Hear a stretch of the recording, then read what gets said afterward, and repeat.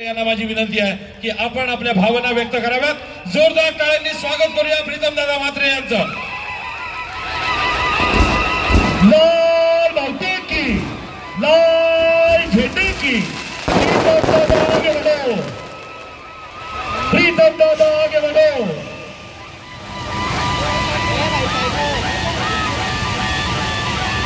हे विजयाचं रणशिंग, हा तुतारीचा आवाज उत्साहाचा, आनंदाचा आणि आमच्या कार्यक्षम कार्यकर्त्यांच्या कार्याचा। सर्व थोर पुरुषांना अभिवादन करून आदरणीय दिवंगत दिवा पाटील साहेब, आदरणीय जनार्दन भगत साहेब, आदरणीय वाजेकर साहेब यांना देखील अभिवादन करून मी काल जसं लावरे तो व्हिडिओ केला, आज काय तसं करत नाहीये आज, कारण रोज रोज ते चांगले दिसत नाही। आज आपण शहरामध्ये मीटिंग घेतोय। खारकोपर म्हटलं की आमची पहिले 7 गावं, 7 गावांची जत्रा आठवल्याशिवाय आम्हाला राहत नाही। आणि आत्ता या जत्रेत सामील व्हायला माझ्या भारताच्या कानाकोपऱ्यातून हे सगळे नागरिक आलेत, त्यांचं देखील एकदा जोरदार टाळ्या वाजून आपण कौतुक केलं पाहिजे। मी येणारे मुख्य मुद्द्यांवर जे काल जसे बोललो तशी आज इथली परिस्थिती तुमच्या पुढे थोडक्यात मांडण्याचा प्रयत्न करणार आहे। सुरुवात झाली लोकल ट्रेनला 1.5 वर्षापूर्वी।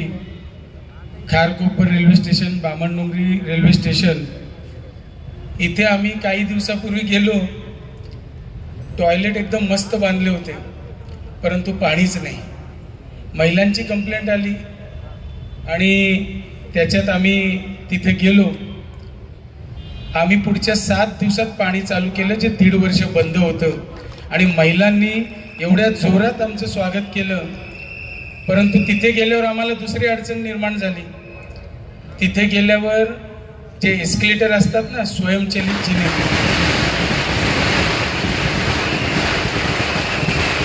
ते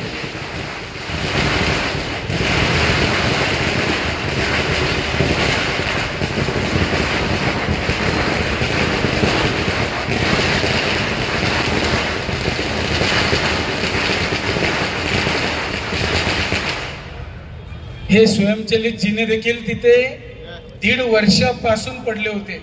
म्हणजे ट्रेन चालू झाली तेव्हापासून हे पडले होते। म्हणजे वॉरंटी त्याची एक वर्षाची वॉरंटी देखील गेली, तसेच पडले होते। सिडकोकडे तिथूनच फोन केला, शेका पक्षाच्या भाषेत जरा बोललो। पुढच्या 1.5 महिन्यात आता ते हे जिने चालू झालेत ना, हे आपल्या शेका पक्षाच्या कार्यकर्त्यांमुळे जिने चालू झाले।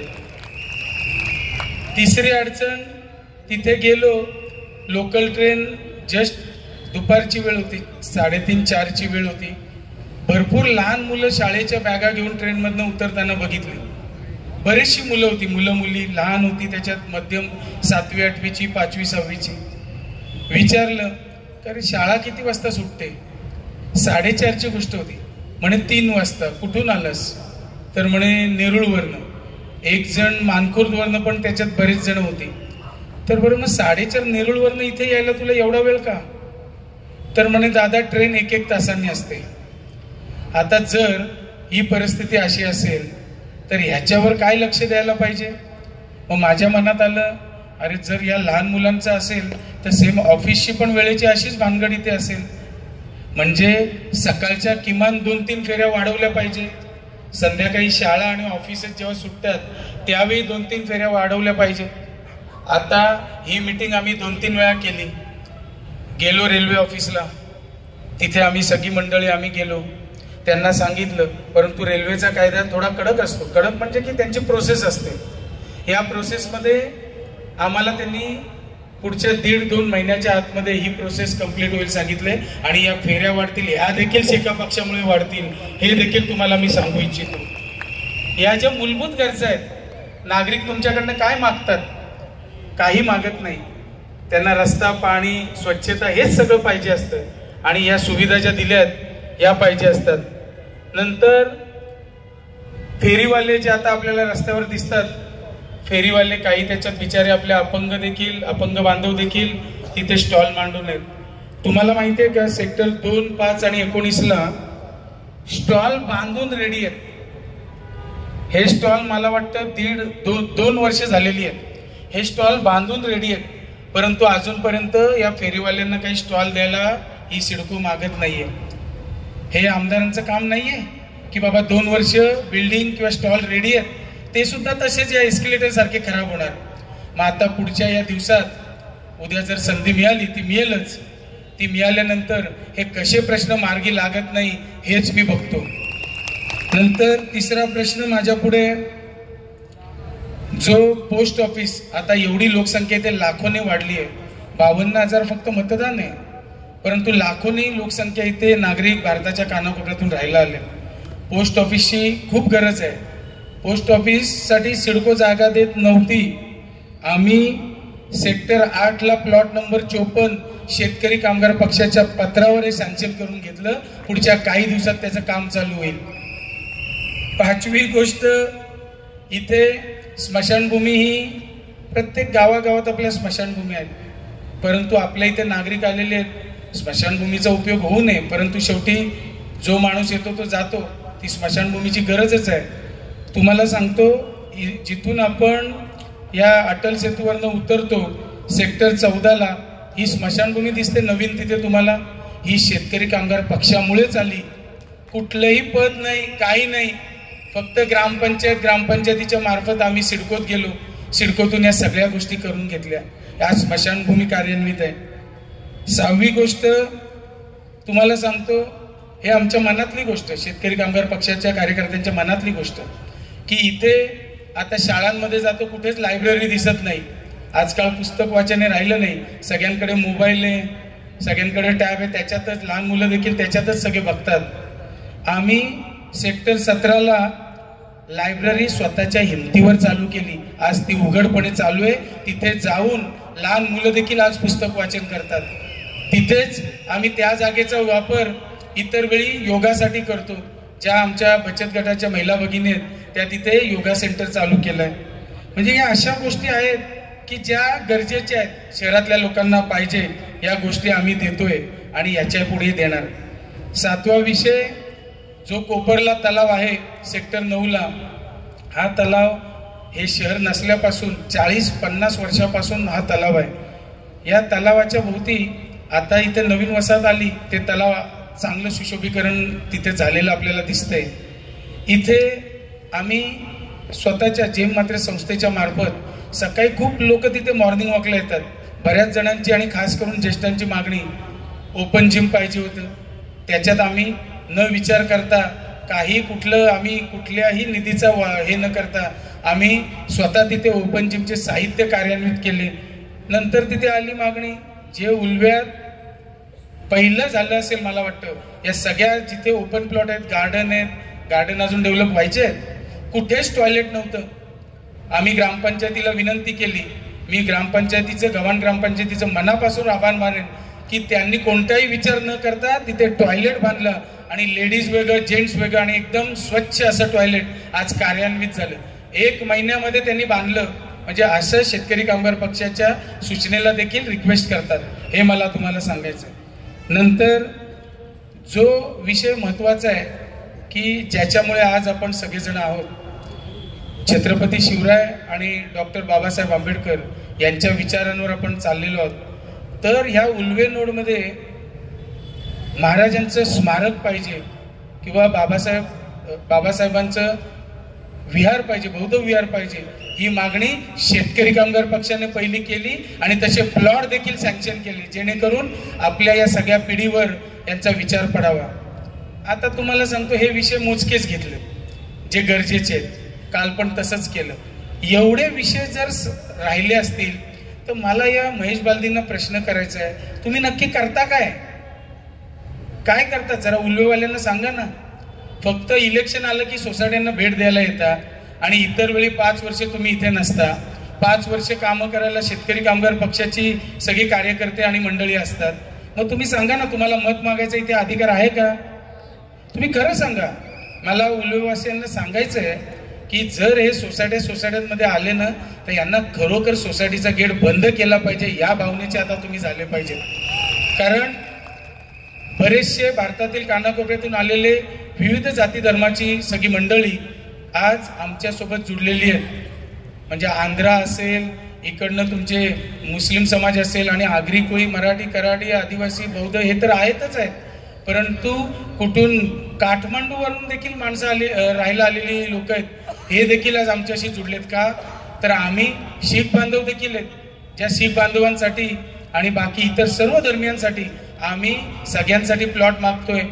मग ती आपल्याला भांडणं नको म्हणून व्यवस्थितरित्या त्यांची प्लॉटिंग झाली पाहिजे, हे देखील आम्ही बघतोय. या सगळ्या गोष्टी आम्ही काहीतरी विजन असेल म्हणून करतोय ना. या गोष्टी तुम्हाला मी एकच सांगतो. आणि इथे आजकाल काय या उलव्यामध्ये खूप दमदाटी होते असं ऐकलंय. मला वाटतं तरुणांना आणि काही ठराविक कार्यकर्त्यांना खूप दमदाटी किंवा काही फोन येतात. तुम्हाला सांगतो, अशी दमदाटी झाली ना, हा प्रीतम मात्र हात फोल्ड करून बसलेला आहे, त्यांना चोख उत्तर दिल्याशिवाय राहणार नाही, हे देखील तुम्हाला मी सांगतो. इथे गाववाले किंवा शहरवाले असा मतभेद नाहीये किंवा दुजाभाव नाहीये. इथे जे राहायला आलेत ना ते देखील आपले गाववाले झालेत. त्याच्यामुळे मी तुम्हाला सांगतो, जर शहरवासियांना अशी दमदाटी होत असेल तर तुम्ही त्यांना सांगा, कोपरचा ॲड्रेस रंजना निवास हा द्या, तिथे भेटायला जा, ते तुम्हाला उत्तर देतील. आणि मग मी काय उत्तर द्यायचं ते देतो.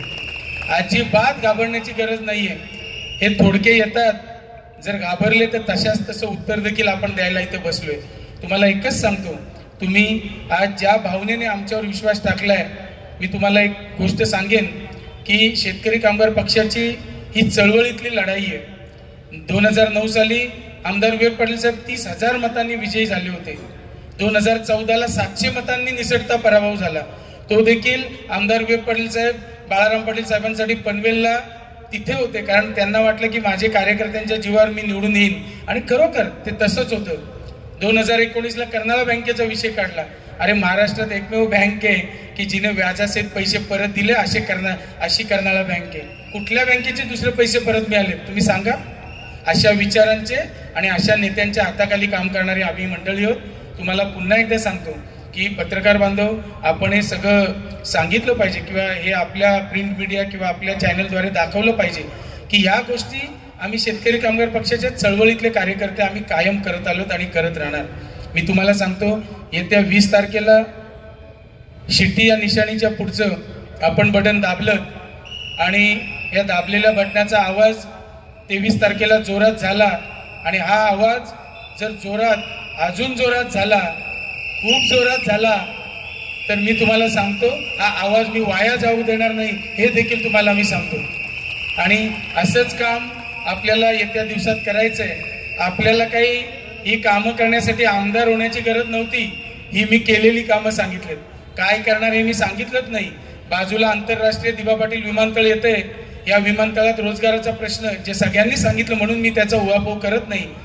मी तुम्हाला खरं सांगतो, आपल्या संस्थे आणि शेकापो मार्फत आम्ही गेले 1.5 वर्षापासून आम्ही जे प्रशिक्षण शिबिर आम्ही राबवतोय दर महिन्याच्या पहिल्या आठवड्यात, किती नोकऱ्या लावल्यात मुंबई एअरपोर्टला आणि आता किती हजार नोकऱ्या लावू या एअरपोर्टला हे तुम्हीच आता स्वतः सांगा.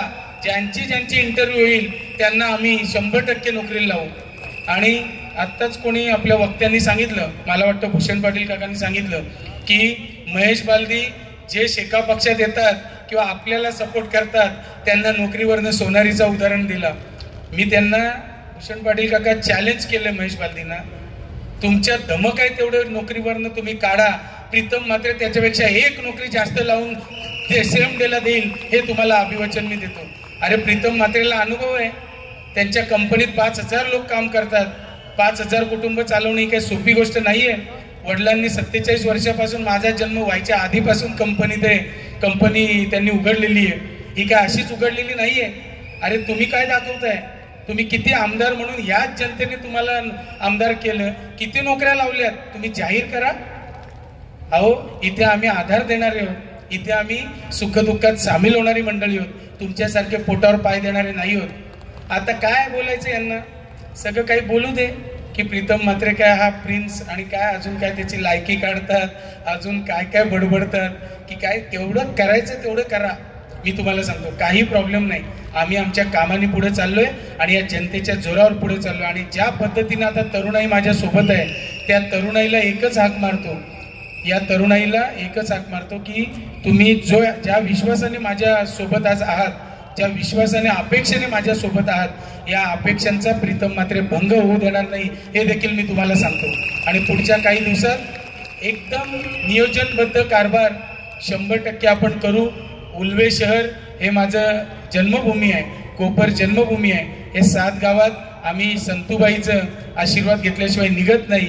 आणि आम्ही उल्वेकरांना देखील तीच विनंती करतो की आपण सगळ्यांना संधी दिलीत, एक संधी या प्रीतम मात्रेला द्या. आणि महाराष्ट्रात सगळ्यात जास्त लीड आपल्या या उल्वेमधून असेल, गव्हाण ग्रामपंचायतीतून असेल, एवढीच मी माफक विनंती करतो. आणि पुन्हा एकदा या शिट्टी या चिन्हापुढचं बटन आपण दाबावं आणि प्रचंड बहुमताने मला विजयी करून मला ही विनंती करतो आणि इथेच थांबतो. जय हिंद, जय महाराष्ट्र. लाल बहादूर की, लाल झेंडे की. धन्यवाद. त्यानंतर या ॲम्ब्युलन्स उरण विधानसभेचे कार्याध्यक्ष आदरणीय जितेंद्र म्हात्रे, आपल्याला विनंती असेल की आपण या ठिकाणी मान्यवरांचे आभार व्यक्त करावे. 190 उरण विधानसभा मतदार संघाचे उमेदवार